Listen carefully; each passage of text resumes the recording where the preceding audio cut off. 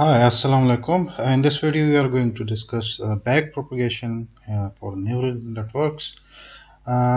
पिछले वीडियोस में पिछले लेक्चर्स में हमने डिस्कस किया था कि न्यूरल नेटवर्क का जो कॉस्ट फंक्शन है वो कैसे बनता है। तो ये उसका कॉस्ट फंक्शन है जिसमें हमारे पास के नंबर ऑफ आउटपुट्स रिप्रेजेंट करता है कि हमारे न्यूरल नेटवर्क के आउटपुट्स कितने होते हैं, और कैपिटल एल रिप्रेजेंट करता है कि नंबर ऑफ लेयर्स, इस न्यूरल नेटवर्क की लेयर्स कितनी हैं, और एस एल जो है सुपर सब्सक्रिप्ट एल जो है ये हमें रिप्रेजेंट कर रहा है कि जो करंट लेयर है उसकी कितनी यूनिट्स हैं, और ये जो नेक्स्ट लेयर होता है उसकी कितनी यूनिट्स होते हैं। तो उसके लिए S under super subscript L plus one. अब बैक प्रोपगेशन के लिए हमने क्या करना होता है कि कॉस्ट, ये जो इसकी कॉस्ट फंक्शन है उसको मिनिमाइज करना है, लेकिन इस मिनिमाइजेशन के लिए पहले ज़रूरी है कि हम ये जितने भी डेरिवेटिव्स हैं, ये जो ग्रेडियंट्स हैं कॉस्ट फंक्शन की, वो हम निकाल दें ताकि हमें पता चले कि किस पैरामीटर का जो अपडेट है वो कितना होगा, यानी उसको हम कैसे अपडेट करेंगे, और साथ साथ कि उस पैरामीटर के जो एरर्स हैं उसके यानी उस ख़ास यूनिट के ऊपर जो हमारे पास कंप्यूटेशंस हो रही हैं उसकी वजह से आउटपुट एरर में कितना पार्टिसिपेट कर रहा है एरर्स ऐड करने में। तो ये तरीका होगा कि हमारे पास हम मिनिमाइज करेंगे जे ऑफ थीटा को, और लेकिन उससे पहले हम ये जितनी भी पार्शियल डेरिवेटिव्स हैं उनको निकालने की कोशिश करेंगे।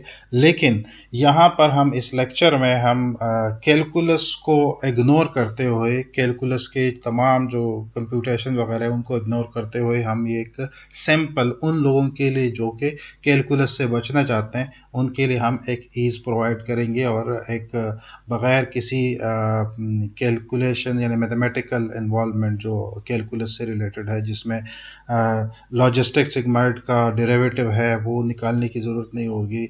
इसी तरह बाकी जो चेन रूल यहाँ पर यूज़ होता है उसकी भी ज़रूरत नहीं होगी। तो ये एक सिंपल बैक प्रोपगेशन टेक्निक होगा।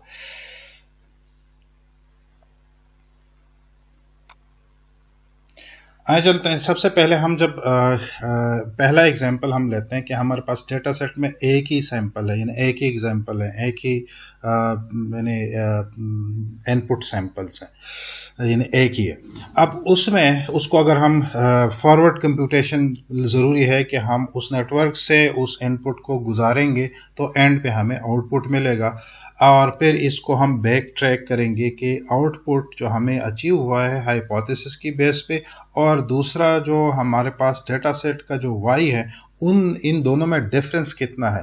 तो ये डिफरेंस वहाँ पर निकालेंगे आउटपुट लेयर पे, फिर उसको बैक ट्रैक करेंगे। लेकिन उस बैक ट्रैकिंग से पहले हम फॉरवर्ड प्रोसेसिंग, फॉरवर्ड कंप्यूटेशन लाजमी है। तो ये हमारा ए सुपरस्क्रिप्ट वन, ये हमारा इनपुट रिप्रेजेंट कर रहा है कि हमारा इनपुट की जो यानी इनपुट है x, और फिर जो दूसरा लेयर है, दूसरी लेयर को जो इसका आउटपुट जा रहा है लेयर वन से, तो इसके साथ थीटा जो है ये मल्टीप्लाई हो रहे हैं, यानी पैरामीटर्स लेयर वन के जो पैरामीटर्स हैं वो इसके साथ मल्टीप्लाई होके इसके एक्टिवेशन फंक्शन के साथ मल्टीप्लाई होते हैं, और उससे हमें ये जो z सुपरस्क्रिप्ट टू यानी लेयर टू का जो इनपुट है वो हमें मिल रहा है। अब यहाँ पर लेयर टू में हमें जो उसका एक्टिवेशन मिलेगा यानी a सुपरस्क्रिप्ट टू, वो हमें इसके ऊपर जो इनपुट आए थे z सुपरस्क्रिप्ट टू, इसके ऊपर एक्टिवेशन फंक्शन यानी g यूज़ होगा। g सा मतलब है यहाँ पर लॉजिस्टिक सिग्माइड फंक्शन यूज़ होगा, और इसके साथ हम जो 22 टर्म्स हैं इसी लेयर का वो भी ऐड करेंगे। इसी तरह इसका जो आउटपुट है यानी ये जो A2 का जो रिजल्ट है ये हमें Z3 प्रोवाइड करेगा बाय मल्टीप्लाइंग सम वेट्स, यानी जो पैरामीटर्स हैं इस लेयर के वो उसके साथ मल्टीप्लाई होके हमें थर्ड लेयर जो है उसके लिए इनपुट जनरेट करेगा, और उसके ऊपर फिर एक्टिवेशन फंक्शन यूज़ हो जाएगा जी, और इससे हमें इनपुट मिलेगा लेयर 4 के लिए, और लेयर 4 का जो आउटपुट होगा वो हमारे पास vectorized theta of layer 3 multiplied by the activation of layer 3, इससे हमें इनपुट टू लेयर 4 मिल जाएगा, और लेयर 4 का जो आउटपुट है ये हमारे हाइपोथेसिस का आउटपुट है। तो इनको कंप्यूट करने के बाद हम आगे जाएंगे कि हमें फर्दर जो यानी हम बैक ट्रैक अप करेंगे, हम यानी मतलब जो फॉरवर्ड हमने तमाम वैल्यूज़ कंप्यूट की, तमाम एक्टिवेशंस कंप्यूट की, और उन हर नोड के ऊपर जो भी एरर्स आया है उसको आप कंप्यूट करना चाहेंगे, तो उसके लिए हम प्रोसीजर अडॉप्ट करेंगे। सबसे पहले हम डेल्टा टर्म यूज़ करेंगे, स्मॉल डेल्टा, जिसमें हमारे पास स्मॉल डेल्टा सबस्क्रिप्ट जे सुपरस्क्रिप्ट एल, जिसका मतलब ये है कि ये एरर रिप्रेजेंट कर रहा है जेथ जो मतलब एल्थ लेयर में, और उसका जेथ नोड, यानी जेथ नोड जो लेयर एल का है उसका ये एरर है। तो ये हमारे पास नोटेशंस हमारी ये होंगी। इसका मतलब ये है कि हमारे पास यानी ये ए सुपर सबस्क्रिप्ट जे और सुपरस्क्रिप्ट एल, ये हमें एक्टिवेशन ऑफ लेयर एल और यूनिट जे ये रिप्रेजेंट कर रहा है। तो इसने कितना एरर इनकर किया है हमारे जो आउटपुट जनरेट करने में, हाइपोथेसिस का आउटपुट जनरेट करने में, इसकी तरफ से कितना एरर था। तो ये इसको डेल्टा की टर्म में हम रिप्रेजेंट करेंगे। अब हमारे पास 4 लेयर्स हैं, तो 4 लेयर्स के लिए हमारे पास जो आखिरी आउटपुट है यानी हाइपोथेसिस का आउटपुट है, यानी लेयर 4 के लिए हमारा एरर क्या होगा कि हमारा जो एक्चुअल वैल्यू है, यानी मतलब जो हमारे वाई जे सबस्क्रिप्ट जे, ये हमारा एक्चुअल यानी डेटा सेट का गिवन आउटपुट है, उससे हम यानी वो, और जो हमारा हाइपोथेसिस का आउटपुट है जो ए सबस्क्रिप्ट जे सुपरस्क्रिप्ट 4 यानी मतलब 4th लेयर का जो आउटपुट है, ये हमारे पास उसका आउटपुट है यानी हाइपोथेसिस का आउटपुट है। तो इन दोनों का जो डिफरेंस होगा ये हमारे पास लेयर 4 का यानी आखिरी हमारा आउटपुट हो जाएगा। अब इसी एरर को हम बैक लेके जाएंगे, और इसी एरर की बेस पे हम फर्दर जो लेयर्स हैं, जो यानी मतलब लेयर 3 हो गया, लेयर 2 हो गया, लेयर 1 की तरफ नहीं जाएंगे कि लेयर 1 हमारे डायरेक्ट इनपुट्स आ रहे हैं, वहाँ पर कोई एरर्स वगैरह की गुंजाइश नहीं होती, चूँकि हमारे एक्चुअल इनपुट ही है, यानी नॉन वैल्यूज़ हैं। अब यहाँ पर ये जो है जो डेल्टा टर्म्स हैं, इसको हम कंप्यूट करेंगे। इसको अगर हम वेक्टर की शक्ल में लिखना चाहें तो हम ये कह सकते हैं कि लेयर 4 के तमाम डेल्टा, अगर हमारे पास मल्टीपल, चूँकि यहाँ पर इस नेटवर्क में हमारे पास 4 लेयर 4 में हमारे पास 4 आउटपुट्स हैं, तो उन 4 आउटपुट्स के तमाम एरर्स को अगर हम वेक्टर की शक्ल में रिप्रेजेंट करना चाहें तो इस तरीके से हमारी रिप्रेजेंटेशन होगी, delta superscript 4 minus is equal to A superscript 4 minus Y. अब y से मतलब यह है कि ये जो 4 y's हैं, इन्हें y1, y2, y3, y4, ये 4 y's जो हैं ये हमारे पास यानी एक पूरा वेक्टर है आउटपुट्स का। तो यहाँ पर इसको वेक्टराइज शक्ल में हम रिप्रेजेंट कर सकते हैं। इसी तरह ये फार्मूला है जो थर्ड लेयर को के एरर को कंप्यूट करने के लिए। अब यहाँ पर हमने कोई कैलकुलस इन्वॉल्व नहीं की कि कैलकुलस में हम कैसे इसको कंप्यूट करते हैं, वो तमाम डिटेल्स यहाँ पर हम नहीं बता रहे हैं। उसकी रीज़न ये है कि ताकि ऐसे लोग जो कि कैलकुलस से बचना चाह रहे हों, कैलकुलस उनको नहीं आती, तो वो भी इसको सॉल्व कर सके। तो यहाँ पर इसका फार्मूला है कि थर्ड लेयर में जो एरर है वो थर्ड लेयर के जो पैरामीटर्स हैं उसका ट्रांसपोज इन ये वेक्टराइज शक्ल में है, और फोर्थ लेयर का जो एरर है, ठीक है, फोर्थ लेयर का जो एरर वेक्टर है वो मल्टीप्लाइड बाय, ये यूनिट वाइज मल्टीप्लिकेशन है, मैटलैब से इसका कंसेप्ट लिया गया है, मल्टीप्लाइड बाय दी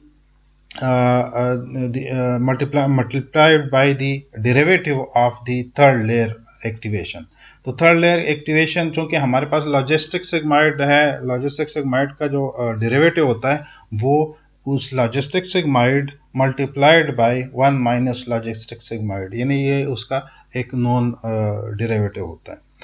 इसी तरह सेकेंड लेयर का जो एरर होगा उसके लिए सेकेंड लेयर के जो पैरामीटर्स हैं उनका वेक्टर, उसका transpose multiplied by third layer के एरर्स का vector multiplied by the derivative of the second layer activation.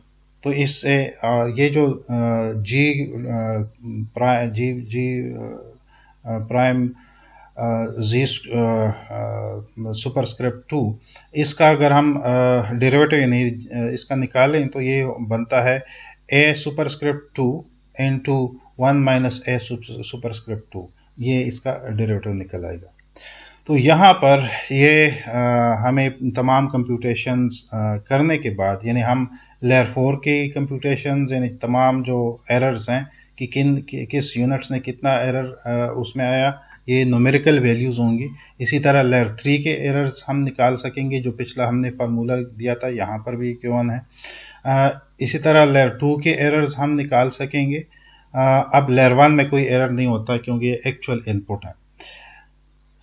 अगर हम इसको थोड़ा सा एक जनरल टर्म में अगर हम इसको डिस्कस करें तो अगर हम तमाम लैम्डा टर्म्स जो रेगुलराइजेशन टर्म्स हैं उनको इग्नोर कर लें तो हमारे पास किसी कॉस्ट फंक्शन का जो डेरिवेटिव होगा, पार्शियल डेरिवेटिव, वो तकरीबन इक्वल होगा activation of jth unit of layer L multiplied by the error coming from the next layer. तो ये एक फैक्ट बन जाता है, इसमें इसको डिराइव करने की यहाँ ज़रूरत नहीं है। अब अगर हमारे पास अगर लार्ज ट्रेनिंग सेट होगा तो उसको हम कैसे रिप्रेजेंट करेंगे, उसका बैक प्रोपगेशन कैसे बनाएंगे। तो हमारे पास पहले एक ट्रेनिंग सेट हम लेते हैं जिसमें m हमारे पास सैंपल्स हैं, फिर हम कैपिटल डेल्टा लेते हैं। कैपिटल डेल्टा से हम ये एक एक्यूमुलेटर की तरह काम करेगा कि तमाम जो स्मॉल डेल्टाज हैं उन टर्म्स को ये इकट्ठा करेगा और ये हमें हेल्प आउट करेगा कि हम partial derivatives of the cost function compute कर सकें। इसके लिए इसको हम पहले इनिशियलाइज करते हैं 0 से, तमाम जो ये डेल्टा टर्म्स हैं, कैपिटल डेल्टा टर्म्स, और उसके बाद एक फार लूप चलाते हैं तमाम ट्रेनिंग एग्जाम्पल्स पे, यानी तमाम जितने भी हमारे पास i1 से लेके m तक हैं, हमारे पास m ट्रेनिंग सैंपल्स हैं, तो m ट्रेनिंग सैंपल्स तक ये आगे चलता रहेगा। जो पहला इनपुट लेयर है उसको हम इनिशियलाइज करते हैं, यानी जो x इनपुट है उसको a यानी सुपरस्क्रिप्ट 1 से सेट करते हैं। फिर उसके बाद हम फॉरवर्ड प्रोपेगेशन करेंगे, यानी जो एक्टिवेशंस है, जितनी भी एक्टिवेशंस है उनको कंप्यूट करेंगे। ये एक्टिवेशन कंप्यूट करने के बाद हम yi यानी जो y का वेक्टर है, जो आउटपुट है, उसको यूज़ करते हुए हम उससे जो आखिरी लेयर का जो आउटपुट लेयर है, जो हाइपोथेसिस ने हमें आउटपुट जनरेट किया है वो, और जो एक्चुअल डाटा सेट का आउटपुट है, इनके दरमियान डिफरेंस निकाल के हम डेल्टा L यानी मतलब जो आखिरी लेयर है उसका जो एरर है वो कंप्यूट करेंगे।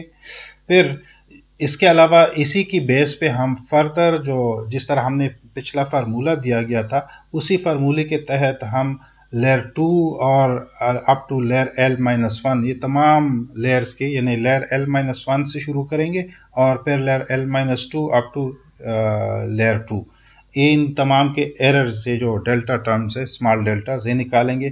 फिर उसके बाद इन तमाम डेल्टास को हम एक्यूमुलेट करेंगे इस फार्मूले के तहत, तो हमारे पास ये कंप्लीट जो एरर्स हैं वो आ जाएंगे। अब हम फार लूप से निकलेंगे। फार लूप से निकल के यानी हम ये एक ट्रेनिंग एग्जाम्पल के लिए, ठीक है, मतलब जो तमाम ट्रेनिंग एग्जाम्पल्स हैं उनके लिए हमने ये तमाम एरर्स कंप्यूट कर लिए और अब इसको फिर हम आगे इस फार्मूले के तहत हम लगाएंगे। ये डी टर्म्स जो है ये असल पार्शियल डेरिवेटिव होगा। इस फार्मूले के तहत अगर हमारे पास ये 22 यूनिट नहीं है, यानी j हमारे पास एक 0 के इक्वल नहीं है, तो उस केस में हमें ये फार्मूला होगा, ये रेगुलराइजेशन के साथ ही है। और जो अगर हमारे पास j इज इक्वल टू 0 होगा, यानी मतलब ये 22 टर्म होगा, तो उस केस में हमारे पास ये वाला फार्मूला यूज़ होगा। तो इस तरीके से ये हमारे तमाम जो एरर्स हैं, तमाम जो पार्शियल डेरिवेटिव्स हैं वो यहाँ पर कंप्यूट हो जाएंगे।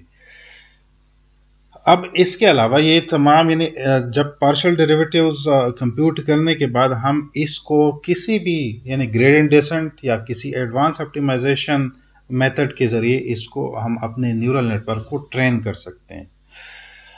अब ग्रेड डिसेंट कैसे अप्लाई करेंगे, तो हम वही ट्रेनिंग एग्जाम्पल लेंगे और हमारा मकसद होगा कि हम इस कॉस्ट फंक्शन को मिनिमाइज कर लें।